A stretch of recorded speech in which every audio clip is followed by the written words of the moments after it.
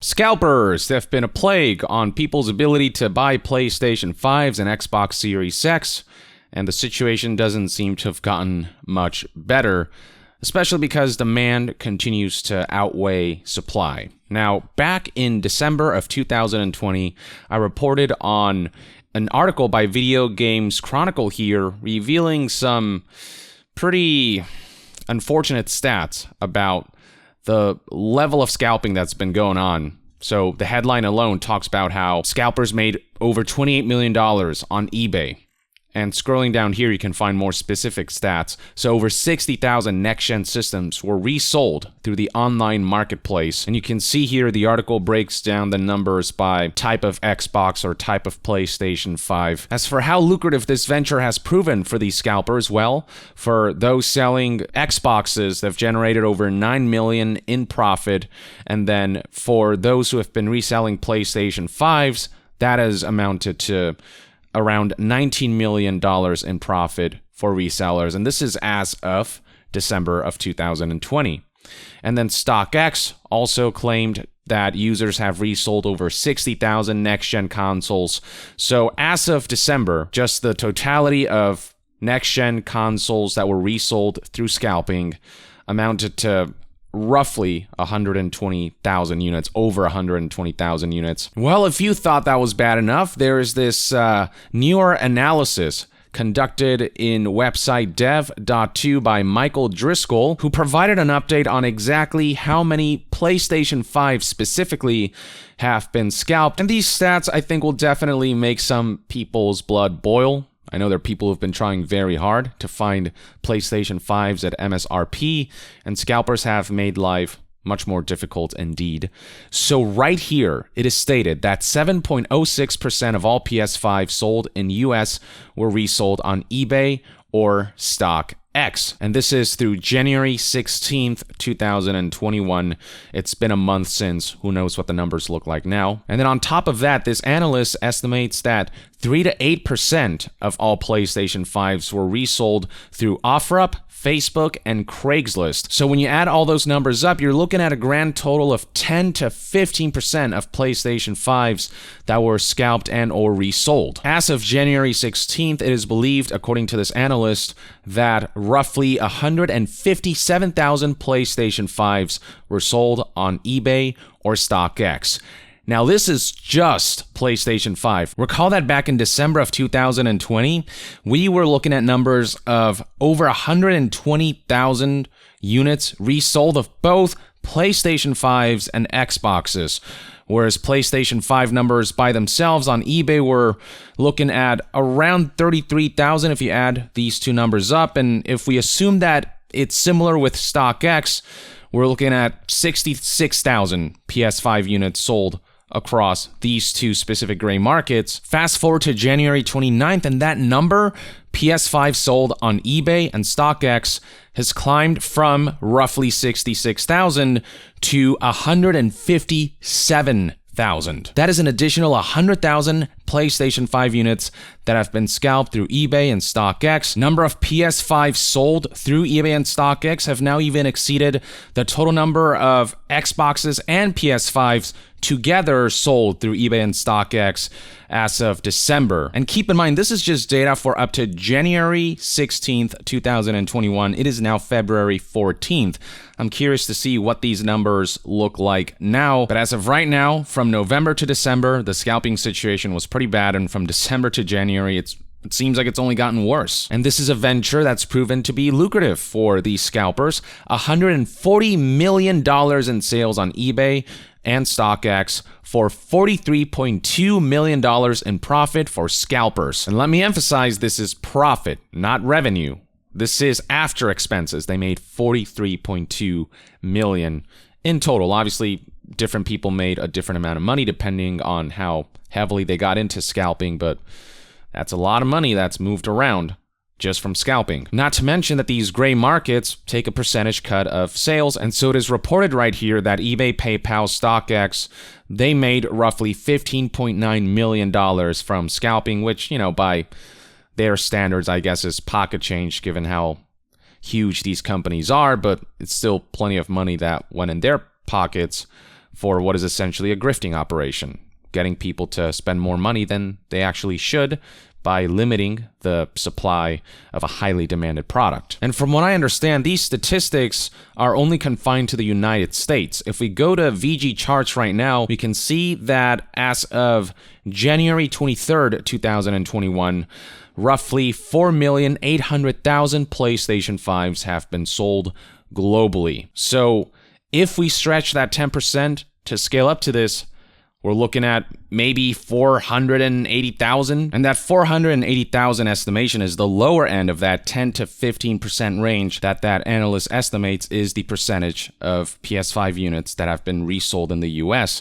Now, just because in the US it's 10% doesn't mean that it's going to be that way for other countries, continents, regions, you name it.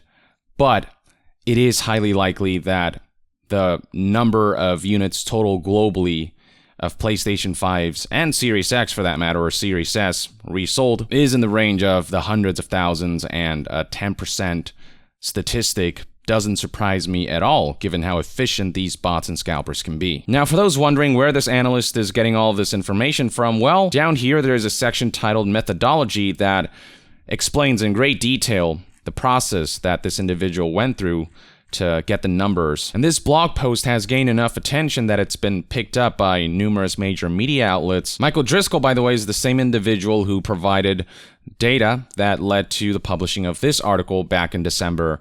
He's essentially providing an update with this report here. Michael Driscoll does emphasize that it might not be 100% accurate, but close enough that we can get a good idea for how bad the scalping situation really is. Now, moving past the US, let's talk about the UK for a bit. Back in December, it was reported that UK politicians are calling for action against PS5 and Xbox Series scalpers. So apparently, 6 Scottish National Party tabled an early day motion on Monday calling for legislative proposals prohibiting the resale of gaming consoles and computer components at prices greatly above manufacturers' recommended retail price. A total of 15 members of Parliament have signed this motion. The thing is, in the UK, it's already against the law to resell tickets, and what the MPs are suggesting with this proposal is that this proposal would be similar to that, just preventing the scalping of a product that's in high demand but low on supply. There are some new developments on that front, as reported by news outlet Sky, who talked about Douglas Chapman MP and how he brought a private member's bill forward in the House of Commons to criminalize game console scalping. As of right now, though, while scalping tickets is against the law, that's not the case for hardware. And so Douglas Chapman said that while the practice of scalping PlayStation 5s and Xboxes is currently completely legal, he described it as profiteering, and it seems to be a total scam, which it 100% is. Bots obviously have a huge advantage when it comes to the speed at which they can make mass purchases, which leaves regular customers and human beings out to dry.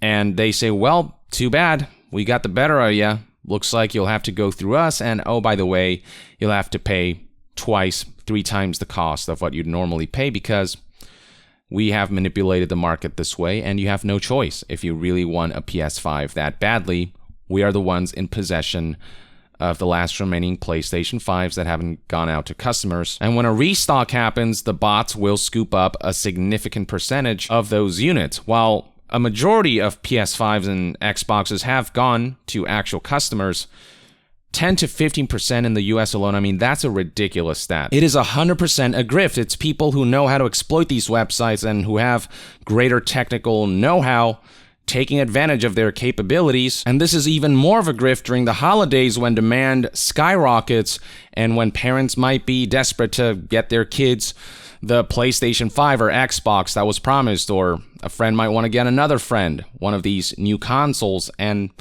they simply aren't able to and might feel like they have no choice but to shell out that extra money that they otherwise wouldn't have to. And so to try to mitigate this, Chapman here has brought a private member's bill forward, the Gaming Hardware Automated Purchase and Resale Bill of 2019-21, which could ban the scalping of this kind of hardware in a similar fashion to how ticket touting was banned a few years ago.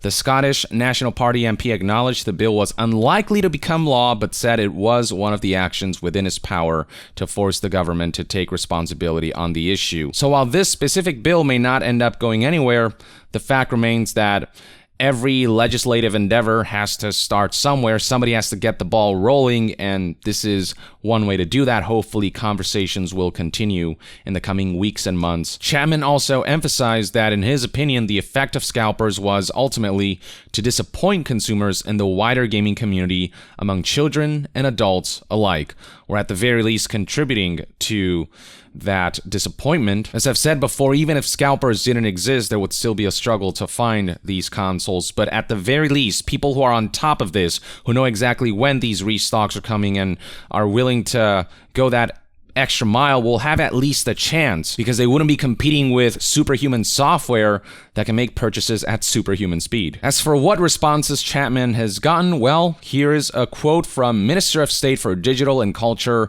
Carolyn Dinenage, who said the following: officials are discussing this issue with the Trade Association for the Video Games Industry. We know that bulk purchasing through automated bots is a concern for some of their members, who we understand are currently looking at any further actions they can take to prevent these behaviors and are working with their retailers to improve experiences for customers.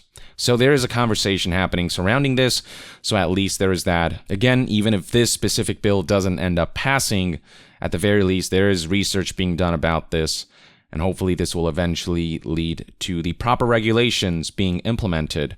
Because it's one thing to resell something that you no longer have use of, it's a whole other thing to exploit the market by gaining access to software that most people will not have access to, getting a leg up that way, and screwing people out of a purchase they could have made, and then grifting them by asking for more money than they really need to pay for. So yeah, we'll see how this all plays out, but the conversation definitely seems to be making headway.